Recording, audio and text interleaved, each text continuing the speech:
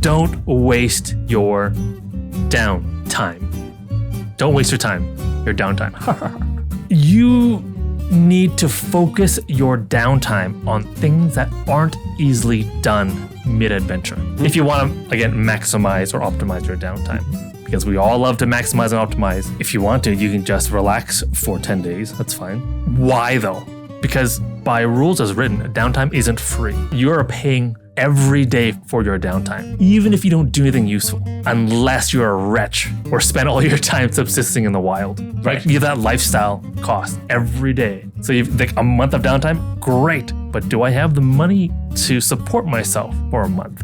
And this gold cost is on top of the opportunity cost for the things that you could be doing instead of what you're doing for your downtime. Like if you just go fishing for 10 days, right? Fishing in the wild. You could. Wild. So you should spend that time as productively as possible. So as a general rule, I would say, unless you don't have to, don't just go and practice for a profession, like as it says in the books, or carouse, commit crimes, gamble, pit fight. I would even say, you know who you are. Scribe spell scrolls, meh. Brew potions, weak. Relax.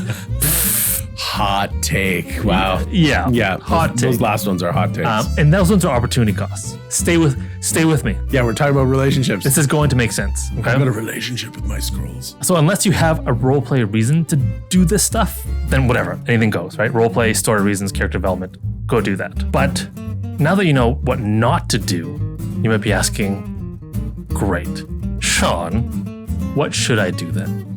Tell me what I should be doing with my downtime. I want you to think wider and longer term than just brewing a couple potions.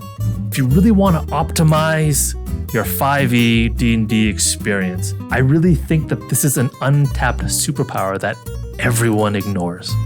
Oh. This is like the thing to do. Okay. During your downtime. Okay. I'm going to dig into it and try to convince you that relationship building is such a superpower. And you really need capital letters, capital N, capital E, capital E, capital D. You need to consider doing this with your downtime. And to get started, I'm going to go somewhere for a second here. And I want you to follow me. The bait and switch. Okay? Yeah. I'll come back to the downtime. Okay. Promise, pick a square. They say that time is money. Time is money for all you WoW fans there. I heard that. In this world, what most of us do is trade our own time for money. Right? I go work at McDonald's, flip burgers, spend 8 hours, and I get paid for every hour that I work. Yes. Right? But you only have 24 hours of the day, and most of that time is unusable for making money. You know, we're sleeping, we're breakfast, showering, all that kind of stuff. So the amount of money that we can make is limited by the number of hours we can trade for it. And the only way to make more is to make each of our hours worth more money. Okay. And that's good, and that works, but is there a better way? Of course there is. The next better way is trade other people's time for your money. Okay. This is what businesses do. Okay? In this way, you're not limited by your own measly 8 hours a day to trade for money. You can use all your employees' 8 hours to trade for money. Right. And trading your own, in that first example, trading your own time isn't particularly scalable compared to trading other people's time. Because I can have 10 8 hours a day, right? I can get 15 8 hours. I just need to hire more people and expand that business. And there's another level above this, which is trading money for money. But I think it's out of the scope of when we're talking about downtime activities. Yes, remember downtime? I'm getting back to that now. Everything we do in D&D and in the real world, to a certain extent, is held hostage by this action economy. Funny. Right? Okay. Especially in 5e. Right? Yeah, no. Action economy is a thing. And in downtime it is, and in real life it is too. Sure. And typically during adventures, we're trading our actions, time, in order to manifest change, money in the campaign world. And when we cultivate relationships during our downtime, particularly with NPCs, we are cultivating the ability to trade NPC actions to manifest change instead of our own actions. That's the other people's time for money, Right. other people's actions for change. And just like the trading other people's time for money, it's a distinct step up in its scalability of the change that you can enact in the campaign world Okay. by leveraging NPCs. So in this way, the relationships that you cultivate with NPCs can work to further your goals even after your downtime is over and you're chasing down that next MacGuffin. This is why it's so important. This is why I want to stress that this is what you should be doing every downtime.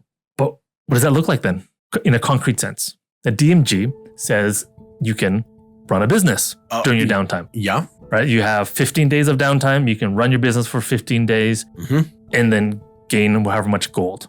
But that's still trading your time for money.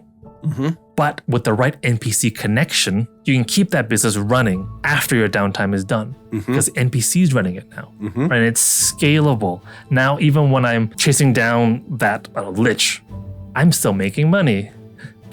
Right? Because my NPC is working for me. I don't need your phylactery. I can buy my own. Like, oh, you put me in a time prison for 5 years?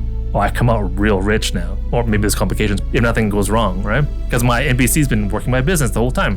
Oh, there's complications. Of course there is. Are we DMs or are we DMs? You need to get some research done.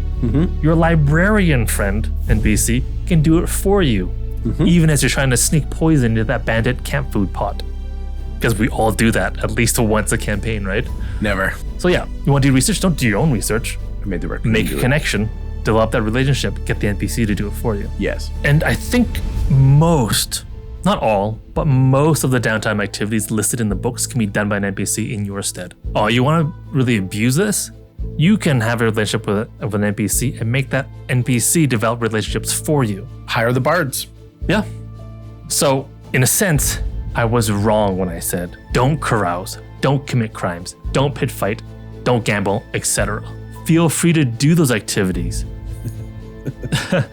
if it will let you develop the relationships that you need. Because you can do it at the same time. Any of the activities, you can develop a relationship with an NPC at the same time.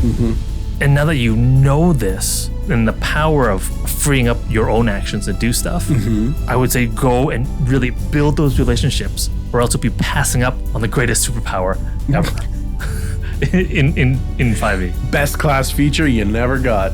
You end up just committing crimes for a month. And then I stole that guy's 9 fish. Ha!